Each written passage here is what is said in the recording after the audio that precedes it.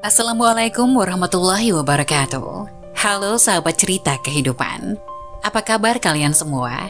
Syukur alhamdulillah kita bisa berjumpa lagi di channel ini. Selawat dan salam selalu tetap tercurah kepada junjungan kita, Nabi besar Muhammad Sallallahu Alaihi Wasallam. Tidak lupa kami sampaikan salam sehat, salam sejahtera. Semoga kita semua tetap dalam lindungan Allah Subhanahu wa Ta'ala.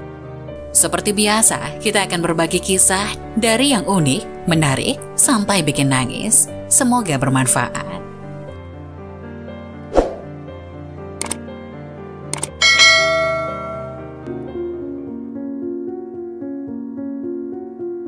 Kisah nyata, Masya Allah.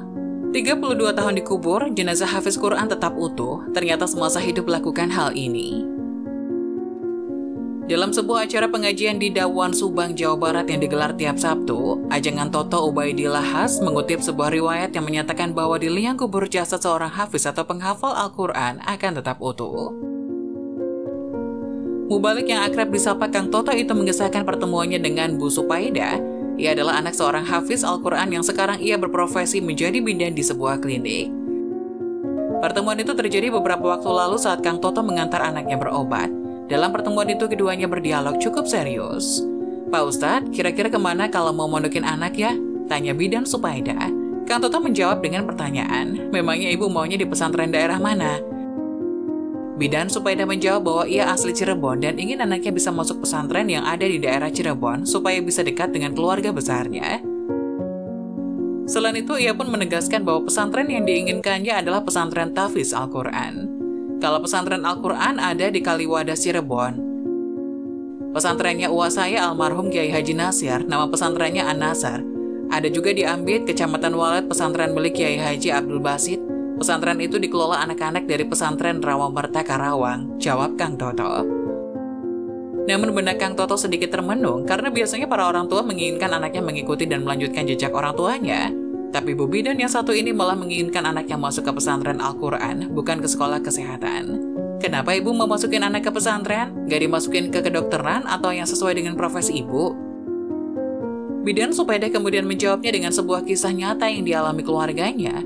Suatu hari, karena alasan tertentu makam ayah Bidan Supaida yang telah wafat 32 tahun yang lalu hendak dipindahkan. Proses pemindahannya disaksikan oleh seluruh keluarga.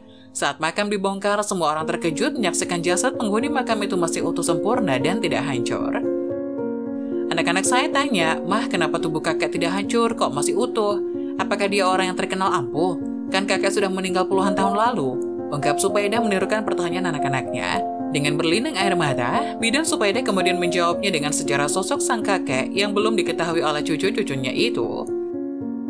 Jasad kakek kalian tidak hancur dan masih utuh karena kakek kalian semasa hidupnya adalah seorang hafiz Al-Quran. Kakek kalian seorang kiai pengamal Al-Quran, nak. Sejak saat itu, anak-anak Bidan Supaida ingin menjadi hafiz Al-Quran dan minta dimasukkan ke pondok pesantren supaya bisa seperti kakeknya di kemudian hari. Itulah kisah 32 tahun dikubur, jenazah hafiz Quran tetap utuh. Semoga penjelasan tadi dapat memberikan hikmah dan manfaat untuk penonton semuanya. Jangan lupa like, subscribe channel ini agar tidak ketinggalan video bermanfaat lainnya.